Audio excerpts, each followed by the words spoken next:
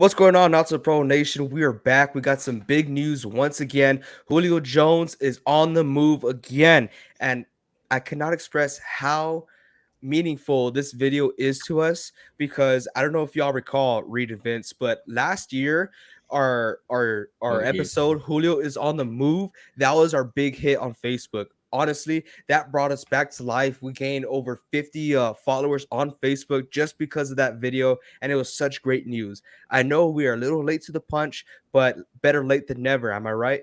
So we got Julio Jones. He is committing to the Tampa Bay Buccaneers. He is committing to his dad, Tom Brady. Tom Brady owes him one because clearly he stole a Super Bowl away from him. And yes, I'm going to bring it up all day long in this podcast. Sorry, Falcons fans, but it is what it is. Everyone's going to mention it no matter what. But yeah, pretty significant news. I'm kind of in the neutral zone about it. I don't like it for certain reasons, which I will dive into later on. I know Reed, he's pretty cool about. No, Reed's not okay about it. He's not a fan. Excuse me, very. That's my dog. I gotta yell at him to be quiet a little bit. But yeah, Julio Jones to the Tampa Bay Buccaneers. Great news for the Buccaneers. Great news for Julio Jones. He signs a 1-year contract worth $6 million in base salary, and he could earn up to $8 million in incentives. Just depending on the touchdowns, catches. How much time he plays. Just because he has had an injury riddled career. Just like I talked about last year, I know Reed was saying that's not him anymore because I was saying last year that he was injury prone, and I got a lot of backlash. I was completely wrong. Yep. Right, but I'm not going to say, oh, I'm right, even though I was. But I'm not going to do that this Okay. episode, even Okay. though I was. Okay. But Okay.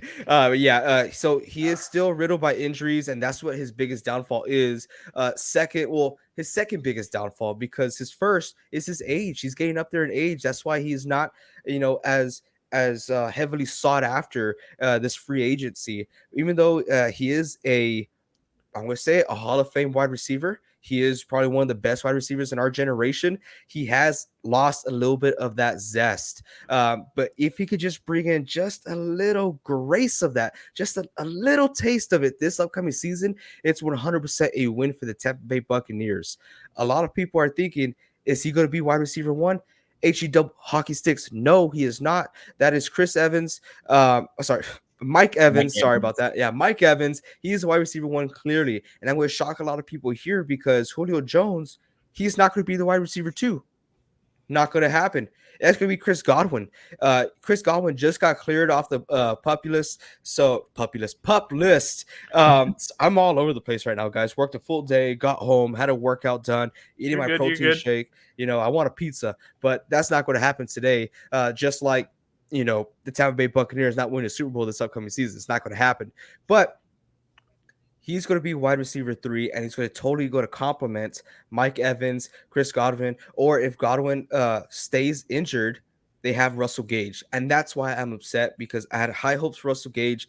I felt like he did amazing over there in Atlanta. I thought he was going to do great things with Tom Brady as his quarterback. But unfortunately, or not unfortunately, because someone's getting paid, Julio Jones is going to take that third wide receiver spotlight from him. Yeah. And today, as we're talking about Wednesday, he talked with a local podcast over there in Tampa Bay, and they're talking about what made him come to this decision. And he spoke about a lot of different things. He said there was a lot of different things going into it. He noted the other two teams that he was looking at was the Packers and the Colts. He was thinking both of those teams. And he even said that he was actively talking with Aaron Rodgers and Tom Brady, as talking about them him joining the team. And then he also said, and this is just him saying this, and we can't 100% take it as real, but he said one of those two teams offered him more money than Buccaneers did. Now that might just be all cap. There was just negotiations where he was saying, "Oh, these guys are offering me this much money," and it wasn't actually true.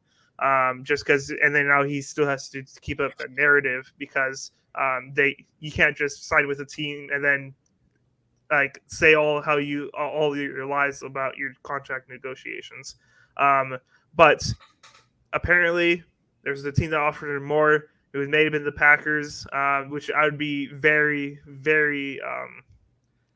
surprised if the Packers offered him more than 6 million guaranteed. But yeah, that's what he said today in a podcast.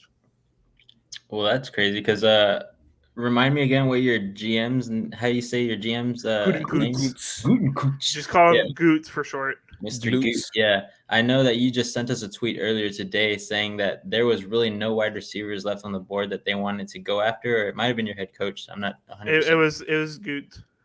Okay, yeah, but I think that's a little. I don't know if he was like making himself seem like he's still relevant because right now Julio Jones is not relevant at all within the wide receiver realm of like who's good and who's going to make an impact. He hasn't made an impact since 2019 when he was on the Falcons, and I believe that was the year that they lost the Super Bowl. But after that, I mean, again, as AJ said, he's been riddled with hamstring injuries, lower body injuries. He just can't stay healthy.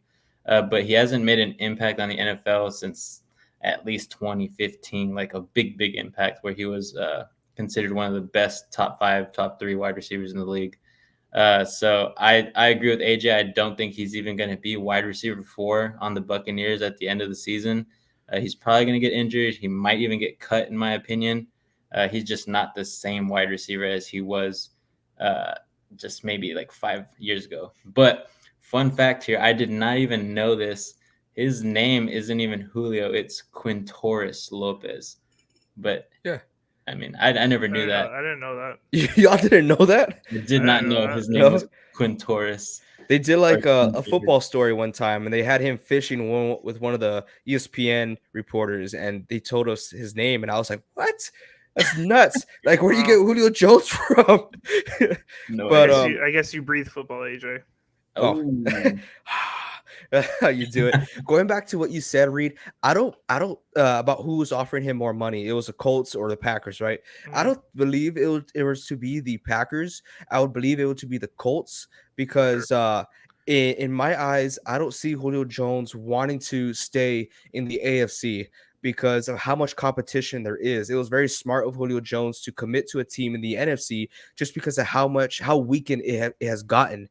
Honestly, I felt like he um, made a good choice. I mean, Packers would have been a great choice as well, but I felt like too much pressure would have been on him because he would have been seen as a wide receiver 1 or fighting for that wide receiver 1 position. I would still think Lazard will be wide receiver 1, but Mhm. through other people's eyes, through the coach's eyes and his reputation, For sure. it might have Yeah. went that way. So I Yeah. think he went with the most set team offensively, not overall, but offensively he went with the Buccaneers to get him as close as he can to the Super Bowl because joining the Colts, which they desperately need a wide receiver 1, I'm guessing that's why they're offering him much more money. Um, Going to the Colts, you're dealing with all these other teams who are Super Bowl material, and compared to the NFC, you might have 3 to 4 teams who are playoff or for sure playoff bound, but maybe playoff material. So I felt like it was a good move for him and also a great move for the Tampa Bay Buccaneers, signing him to a 1-year deal, maximum 8 mil for a legendary wide receiver. Tom Brady, this might be his last year. He wants to go out with a bang. Let him pay back a favor to Julio Jones for something that he stole from him back in, what was it, 2019, when Lady Gaga was the halftime show for the Super Bowl. We'll never forget that. I was scared out of my. I don't think it was Yeah. 2019. It was Might It have was been like 2017, 2016, 17. 2017, right? I thought it was Yeah. 17. Yeah. Yeah, that's when Lady Gaga jumped off the roof, and I was scared for my life because I thought like everything was gonna break. But That's where that SpongeBob meme came back in. She was like, oh, the wizard coming down yeah. the deal. Yeah, but honestly, what does this mean for the Buccaneers? Stay tuned because we are going to release a Buccaneers schedule prediction video on Saturday. So we will be doing that. We're probably going to be recording that video immediately after this, but a quick look in their offensive roster. Of course, they got Tom Brady, the GOAT, whatever you want to call him. They got the baby GOAT, Blaine Gabbert, and a lot of people who are super excited, Kyle Trask, because he should have been the starter this upcoming season. Unfortunately, Tom Brady comes back, gives us more legendary plays, I guess you could say. But Leonard Fournette coming back 300 pounds. Coaches are not happy about that. Rashad White is his backup. We'll see what they do there as far as running back position. Let's see if Fournette gets back into shape. But you got wide receiver 1, Mike Evans, Chris Godwin, questionable. We don't know if he's going to return week 1. High hopes for him. And then you have Russell Gage, super high hopes for that guy. I thought he was going to let this be the season that he shines in the NFL and prove to the league that he could be a solid wide receiver 2, or maybe scratch the surface of a wide receiver 1. But it's not going to happen with Julio Jones coming in. And then, of course, they did sign Kyle Rudolph from the Minnesota Vikings. Super excited about that signing. But they also do have Cameron Brate, pretty solid tight end room, but nothing compared to having Rob Gronkowski on there. But yeah, that's up. That's what's up. I don't know if you guys have anything else to say about the Tampa Bay Buccaneers, but I'm excited to dive into the schedule prediction. Yeah, I'm really excited about it.